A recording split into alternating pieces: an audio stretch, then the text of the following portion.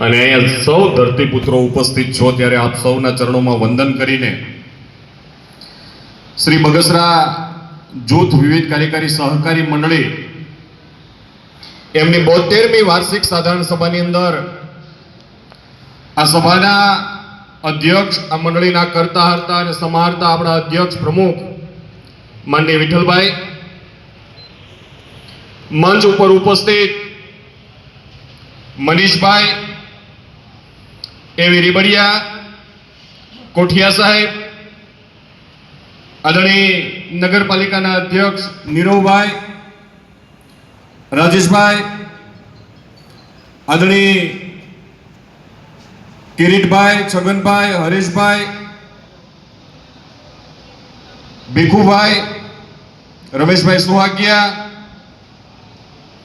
આદરણીય અનિલભાઈ વેકરિયા, બેન શ્રી ભાવનાબેન, મંચ ઉપર ઉપસ્થિત સન્માનિત સૌ સહકારી આગેવાનો, અહીંયા ઉપસ્થિત સૌ વાલા ધરતીપુત્રો, અહીંયા મંચ ઉપરથી અલગ અલગ વાતો થઈ છે, અલગ અલગ માર્ગદર્શન બધાએ આપ્યું છે.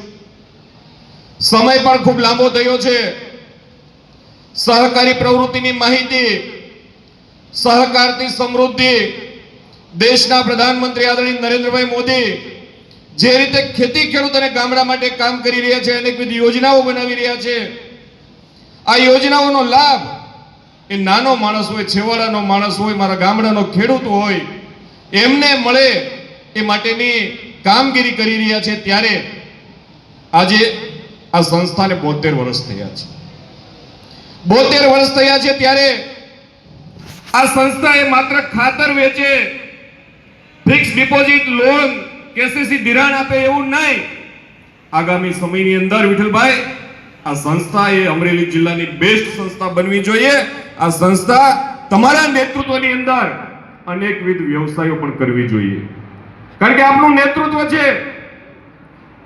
આ સંસ્થાના કર્મચારીઓ એ જાગૃત છે અને મારો ખેડૂત સમાજ અહીંયા બેઠો છે. ત્યારે મનીષભાઈએ વાત કરી, કોઠિયા સાહેબ પણ વાત કરવાના છે કે સેવા સહકારી મંડળીઓ એ ગામડાનું હૃદય છે. સેવા સહકારી મંડળી માત્ર ખાતરનું વેચાણ કરે એટલાથી નહીં, પણ આ ખેડૂતોની જે જે જરૂરિયાતો છે, જરૂરિયાત સંતોષવાનું કામ પણ જો મંડળીઓ કરે તો આગામી સમયની અંદર એ સહકારથી સમૃદ્ધિનો જે માર્ગ છે એ માર્ગ 100% એ આપણે પ્રાપ્ત કરી શકીએ. દોસ્તો, આપણે બધાએ સાંભળ્યું છે, જોયું છે કે લાકડીનો ભારો તોડવો હોય ને તો મુશ્કેલી થાય, પણ એમાંથી જો એક લાકડી આપણે છૂટી પાડીએ ને તો તૂટી જાય. એમ સહકારી સંસ્થાઓને જીવંત રાખવાનું જો કોઈ કામ કરતું હોય તો એ ખેડૂતો કરી રહ્યા છે.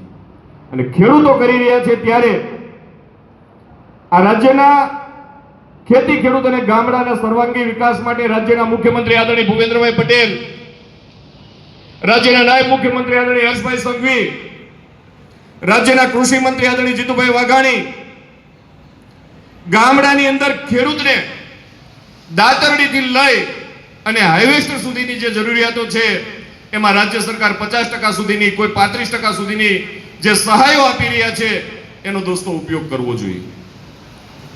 ગામડું એ જીવંત હતું, ગામડું એ સમૃદ્ધિનું કેન્દ્ર હતું. આજે સામાજિક સમસ્યાઓના હિસાબે લોકો ગામડામાંથી ભાગી રહ્યા છે, વ્યવસાય માટે સુરત, અમદાવાદ જઈ રહ્યા છે.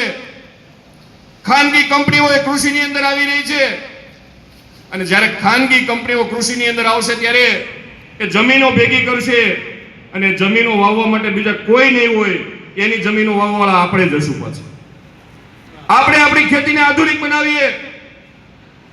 આજે હાઇડ્રોપોનિક ખેતી સુધી વિશ્વ આગળ વધી રહ્યું છે, ત્યારે પરંપરાગત ખેતી છોડીને આધુનિક ખેતી અપનાવીએ. આપણે તો ખેડૂતોના સંતાનો છીએ. મુશ્કેલી હોય ત્યારે આપણને ખરપિયો ઉપાડતાય આવડે, રાપ ઉપાડતાય આવડે. ખેડૂતના સંતાનો છીએ. મુશ્કેલી ક્યાંય પડે તો યાદ કરજો, ભારત માતા કી જય.